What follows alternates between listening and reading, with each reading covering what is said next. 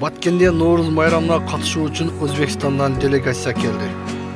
21 март Novruz bayramını белгилөө үчүн Фергана районунун акими Шухрат Моминов, Кубасай шаарынын акими Зафоржон Туракуловдор жетектеген 20га жакын делегация келип, Баткен шаарында президенттин катышуусунда болуп өткөн Novruz bayрамына катышты. Аларды Баткен шаарынан Баткен районунун акиминин орун басары жетектеген топ жылуу тосуп алышты.